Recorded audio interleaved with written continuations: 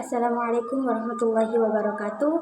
Perkenalkan, nama saya Zida Sabrina. Saya mahasiswi Tadris Bahasa Indonesia Universitas Islam Zainul Hasan Dinggong dengan NPM 241210460232. Pada kesempatan kali ini saya akan membahas tentang teori behaviorisme dalam pembelajaran bahasa. Saya akan menjelaskan tentang teori behaviorisme, konsep dasar teori behaviorisme, tokoh utama, dan aplikasi dalam pembelajaran bahasa teori behaviorisme. Pertama-tama, kita harus tahu terlebih dahulu apa itu teori behaviorisme. Teori behaviorisme adalah teori psikologi yang menekankan bahwa perilaku manusia dan hewan dapat dijelaskan melalui stimulus dan respon tanpa perlu melibatkan proses mental atau kesadaran.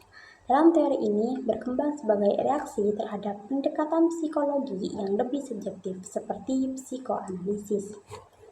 Dan yang kedua ialah konsep dasar teori behaviorisme.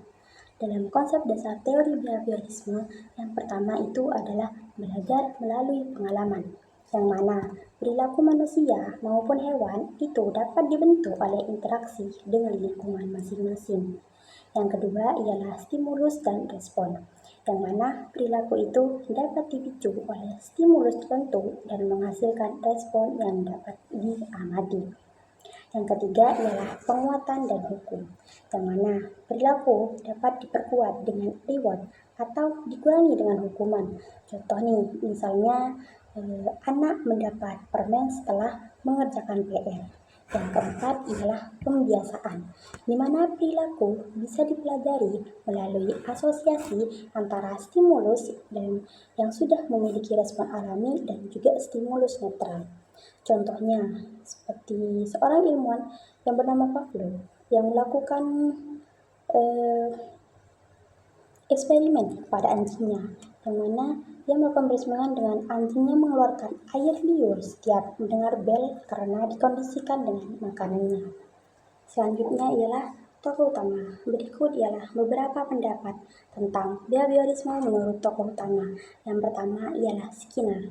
Menurut Skinner, behaviorisme itu dijelaskan melalui konsep operant condition atau perkondisian operan, yaitu proses belajar di mana perilaku dipengaruhi oleh konsekuensinya.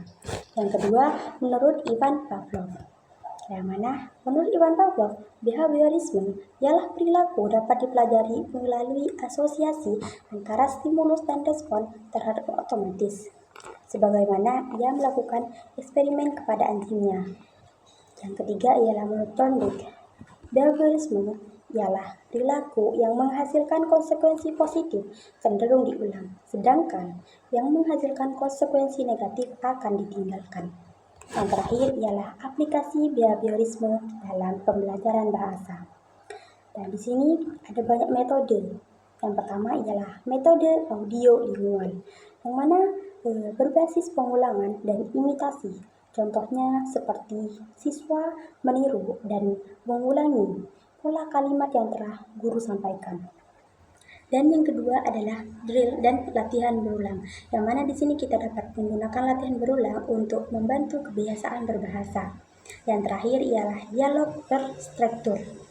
Nah, siswa dapat berlatih percakapan dengan skrip tertentu agar terbiasa menggunakan bahasa dalam konteks yang nyata. Mungkin itu saja yang dapat saya sampaikan. Jika ada salah kata, kurang lebihnya saya mohon maaf. Wabillahi taufiq wal hidayah. Wassalamualaikum warahmatullahi wabarakatuh.